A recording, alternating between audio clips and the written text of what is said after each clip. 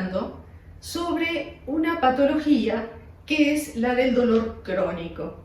Bien, es una patología muy poco comprendida, pero muy poco comprendida en todos los aspectos, porque la persona sí padece el dolor y realmente le afecta en todos los planos de su existencia, pero no encuentra respuesta en la parte médica, que incluso tampoco puede encontrarlos ellos mismos, y muchas veces te ves derivado a terapias de tipo psicológica u otra cosa. ¿Bien? ¿Por qué? Porque estás siendo incomprendido, y esa incomprensión, miren que no es maldad, no es maldad en ninguna parte, sino simplemente que los mecanismos que generan ese dolor crónico están empezando a ser más o mejor entendidos ahora, ¿sí? Pero durante muchos años te trataban como el que siempre está con algún problema para llamar la atención. Podrá existir ese mecanismo, pero muchas personas que sufren el dolor crónico y realmente no tienen ninguna intención de llamar la atención, se ven discriminadas por esa razón. Entonces, nosotros tenemos que, o sea, para que a ustedes les quede claro, un poco más claro la cosa, yo les tengo que explicar un poquito cómo es que funciona el cerebro y la periferia del cuerpo, para que entendamos y podamos entender cuál es el mecanismo realmente que funciona en esta patología.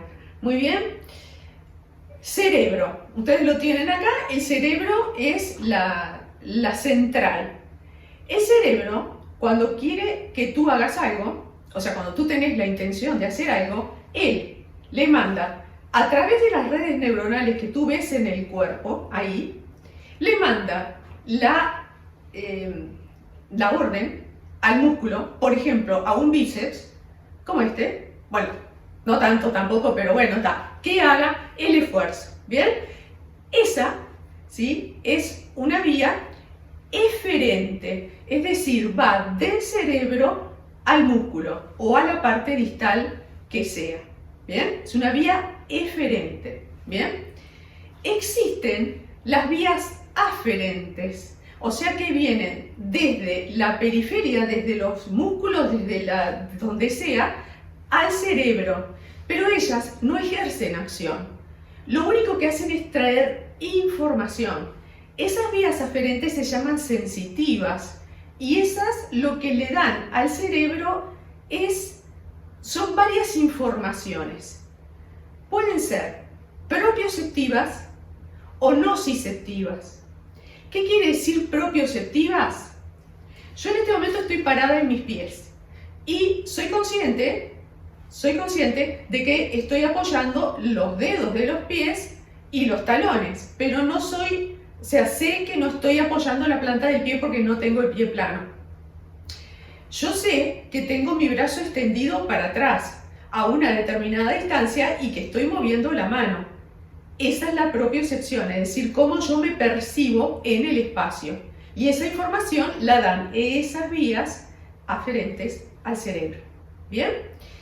Está la vía nociceptiva, que es la que le indica al cerebro qué está pasando en el lugar. Por ejemplo, yo me estoy tocando y ya no estoy sintiendo de que mi mano se fue a este lugar. Además, siento de repente el dolor, me pinché, me agarré, ¿sí? Y entonces esa es una vía nociceptiva, porque me está dando al cerebro la imagen, la idea de qué es lo que está pasando. Si estoy tocando un caño frío atrás, si estoy tocando una bolsa de agua caliente, me está dando toda la información.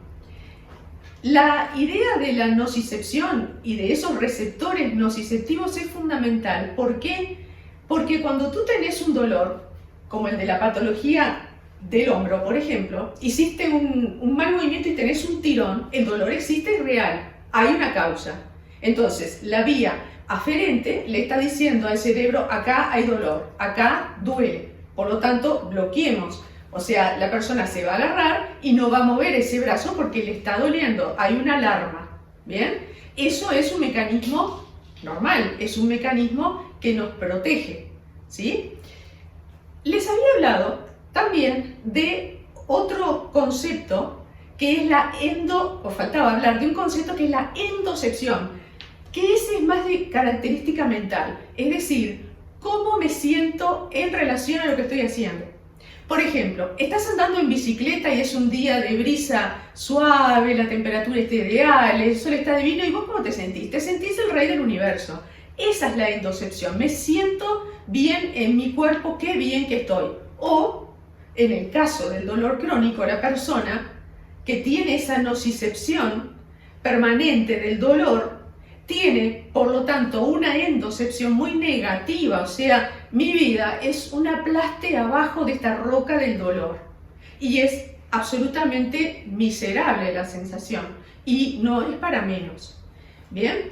Entonces, en ese circuito de la nocicepción, lo que puede pasar es que sí, la causa existió, pero físicamente deja de existir porque no hay lesión y resulta que la persona sigue teniendo el dolor de hombro y consulta al traumatólogo, le hacen placas, está todo bien, le hacen una tomografía, está todo perfecto y la persona sigue con el dolor. ¿Qué quiere decir? Que esas conexiones nerviosas aferentes que venían al cerebro se eternizaron en la alarma y siguen mandando la señal de alarma cuando realmente no existe más la causa.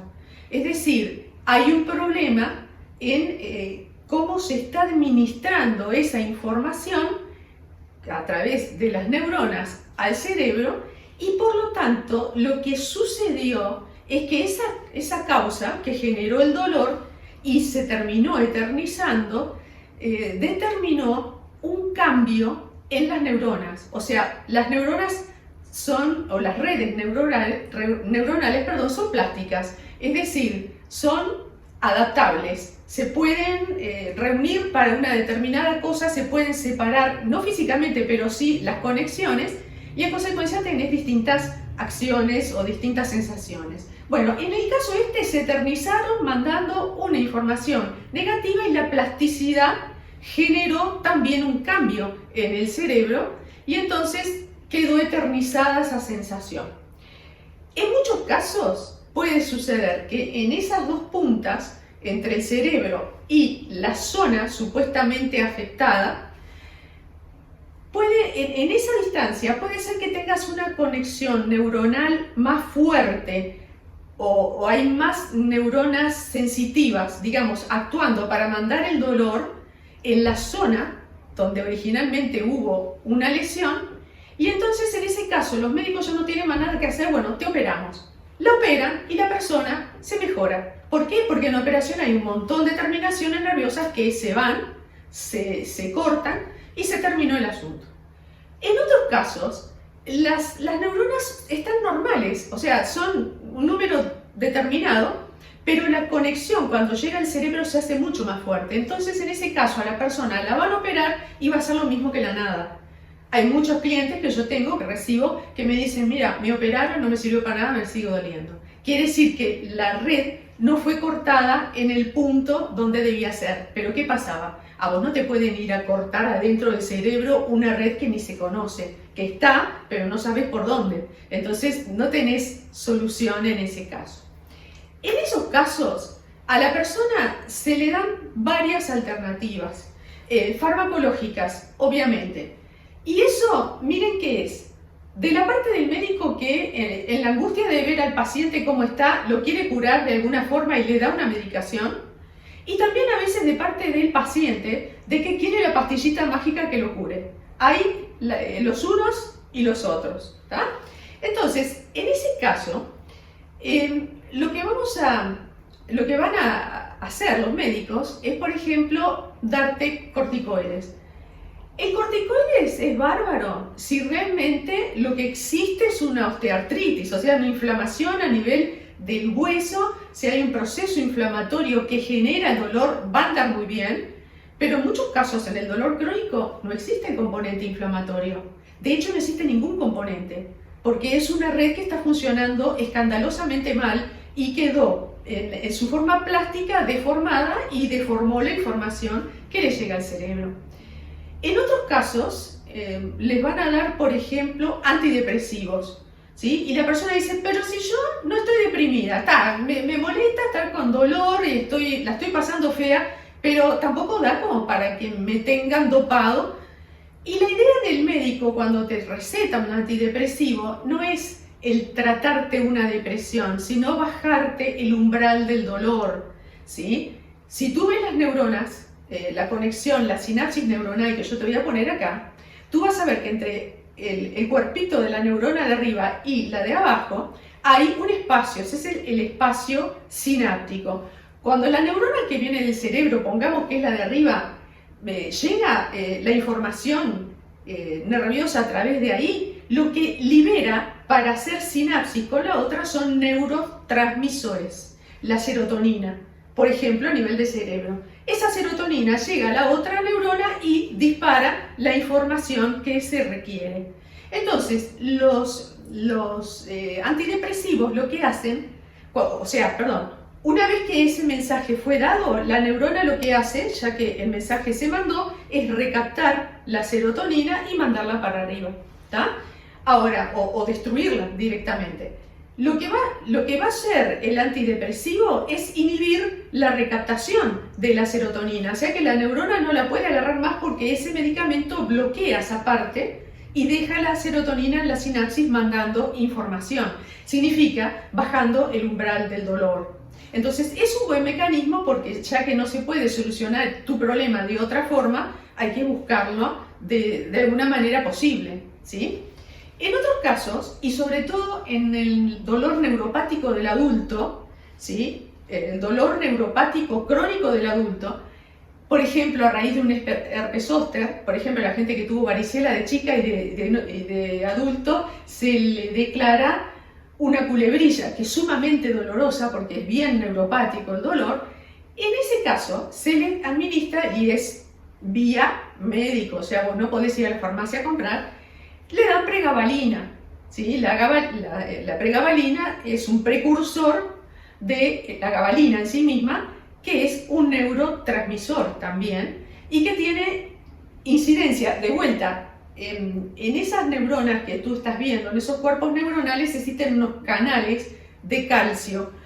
Cuando el canal de calcio funciona normalmente, o en el caso de esta patología, que está recibiendo permanentemente una información errónea, esos calcios entran y se dispara la sensación del dolor. Por ejemplo, si ese es el mecanismo, lo que hace la pregabalina o la gabalina en ese caso es inhibir eso y por lo tanto está cortando la señal y por lo tanto la persona no siente el dolor. En el caso de un dolor neuropático es fundamental que eso suceda porque es un dolor que no tiene alivio de ninguna otra manera. ¿Bien? Entonces, ¿en qué casos se le va a administrar a una persona? En el último caso, ¿bien? Pero existen patologías que son muy predisponentes a el dolor crónico. Una por excelencia y la número uno, de acuerdo a The Lancet, que es la referencia bibliográfica de la cual estoy extractando el material para podértelo digerir y brindar. En el caso el número uno, la fibromialgia, ¿sí? Por excelencia, una enfermedad que tiene que ver con las aferencias sensitivas del cuerpo. La persona siente dolor en todas partes, pero es al punto tal el nivel del dolor generalizado que tiene que sufre lo que se llama la niebla fibroidea, es decir, la persona está como siempre aturdida por un volumen muy alto de una cosa muy negativa, entonces no se puede concentrar, no te recuerda las cosas, a veces le dicen, ah, sí, tenés un principio de Alzheimer, no es eso, simplemente es que está realmente aturdida internamente por ese dolor. Existen otras enfermedades predisponentes, por ejemplo, el síndrome de Ehlers-Danlos, te lo voy a escribir acá abajo, que es el que está asociado a la hiperlaxitud ligamentaria generalizada, ¿tá?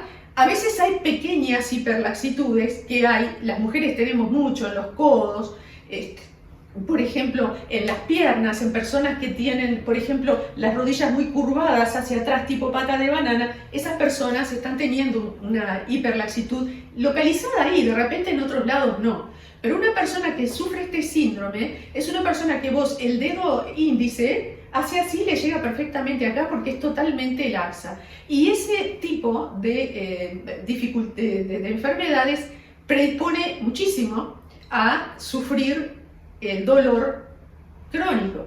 Bien, entonces, otro tipo de patologías que van a ser muy prevalecientes para esto es la artritis reumatoide y la osteoartritis, es decir, la persona que tiene dolor de rodilla por la inflamación a nivel del hueso, de lo que hemos hablado con el dolor de la rodilla en uno de los videos, ¿sí? Y en el caso de la artritis reumatoidea, es una enfermedad de tipo inmune. Entonces, en ese caso, los corticoides, por ejemplo, funcionan bien para el tratamiento de la enfermedad en sí misma, pero también para modular un poquito el dolor. Y también existe otra alternativa, que es la famosa maruja, es decir, fumarse un porrito y estás mejor. Es discutible, puede que sí, puede que no. No voy a emitir ninguna opinión, porque si a una persona que está en ese estado de dolor crónico, el fumarse un porrito medicinal la deja mejor y se siente mejor, bárbaro, porque una solución hay que encontrar. Pero resulta que esa misma plasticidad que tienen las neuronas para hacer las cosas mal, en el caso del dolor crónico, que es enviar al cerebro permanentemente una sensación que no es errónea de dolor, también nosotros activamente desde el cerebro podemos transformar, podemos tener incidencia en esa misma plasticidad, generando por encima nuevas redes neuronales más sanas, más fuertes y que no conduzcan al dolor. Entonces ahí es donde el ejercicio, y en particular el de mi disciplina, el de Pilates, es sumamente útil. Porque si la persona tiene un dolor crónico, por ejemplo en el hombro o en la rodilla, vos no lo vas a poder mandar a correr, no lo vas a poder mandar a hacer una gimnasia fitness con pesas, porque el problema es que le va a doler, de repente le duelen los músculos, pero le va a doler más o no está predispuesta a una cosa donde ella tenga que poner tanto esfuerzo físico cuando ya de por sí viene con un hándicap muy importante, porque bancarse un dolor crónico no es para cualquiera. ¿Bien? Entonces, está muy menospreciado, pues siempre duele algo. No, miren que cuando a una persona le duele en serio, no está mintiendo, somos adultos, ¿sí? Es decir, a mí me da mucha pena la gente que me dice, tengo un dolor que hace años que no me lo pueden quitar. Me da pena, pero a su vez entiendo que tiene una solución que no la está viendo, pero yo la veo clarita. Esa persona le conviene un tipo de ejercicio que vaya a la par de su capacidad. Por eso Pilates es bárbaro, porque vos podés estar en un grupo con personas de muy distinta capacidad e igual tenés tu clase, en el caso de mi estudio, porque siempre van a tener cada una la clase específica que está necesitando. Algunos ejercicios serán comunes porque todos más o menos lo pueden hacer, como los estiramientos, las movilizaciones que son fundamentales, pero en otros van a tener su clase específica. Esto no lo hagas de esta manera, lo vamos a hacer con el aro o lo vamos a hacer en tal aparato, pero van a ser atendidas. Pero lo importante, ya sea que hagas Pilates conmigo o en otro lado, u otro tipo de gimnasia, hidrogym, lo que quieras, tiene que ser un régimen que tú puedas seguir. Es decir, fui a 2 clases, quedé molida y no sigo más. Ahí no te va a servir.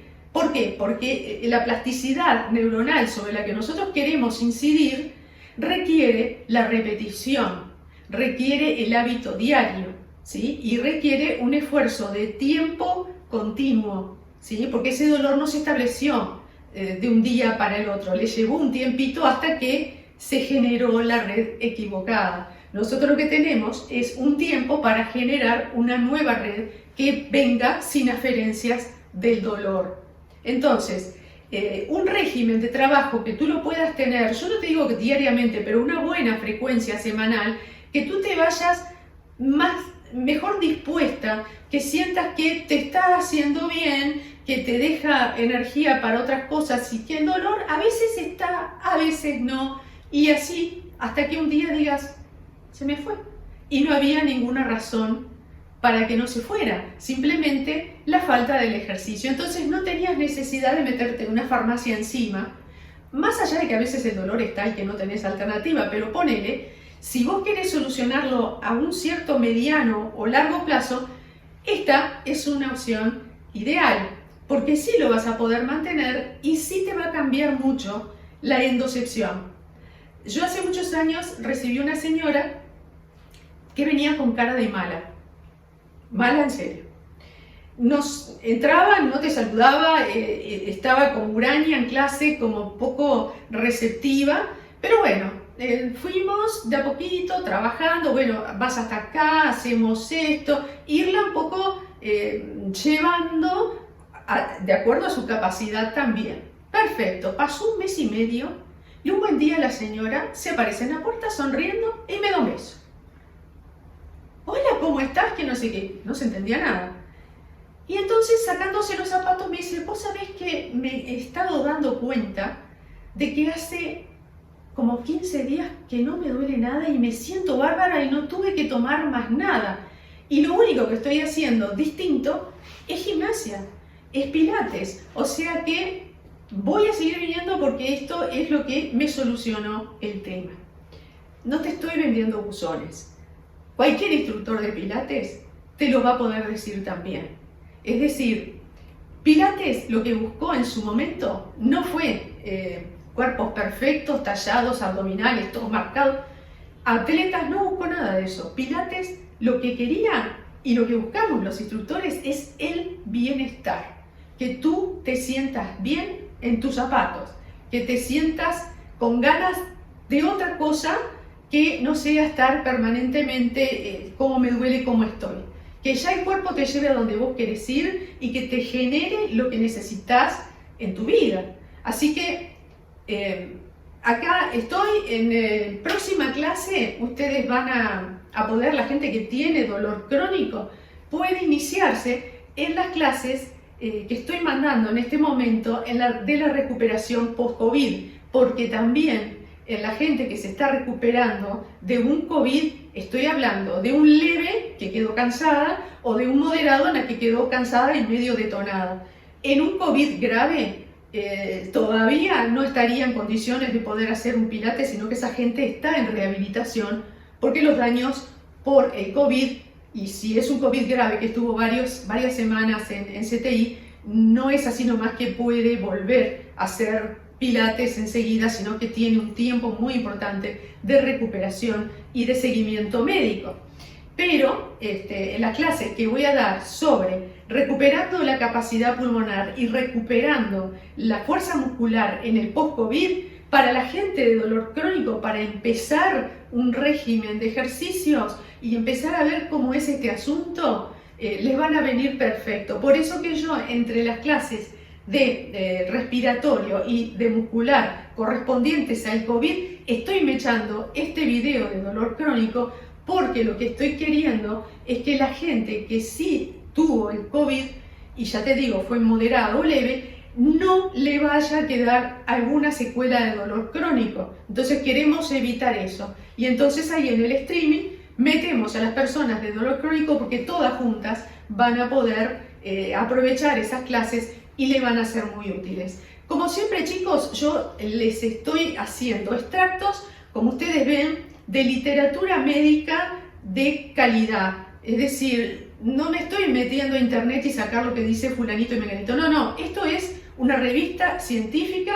de las que yo siempre consulté como químico farmacéutico cuando tenía que hacer mis trabajos sobre determinados medicamentos o patologías que eran tratadas con ese tipo de medicamentos y teníamos que ver los mecanismos, etcétera, cosas técnicas del quehacer del químico farmacéutico.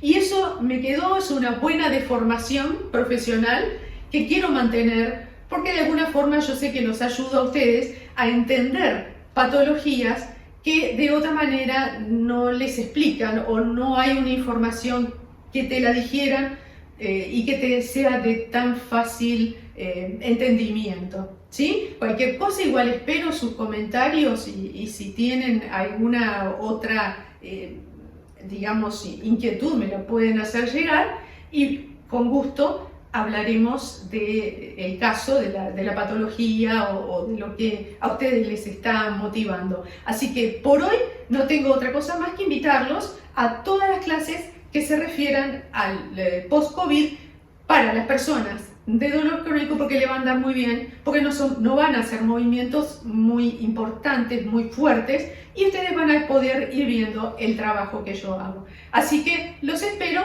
muy pronto. Nos vemos.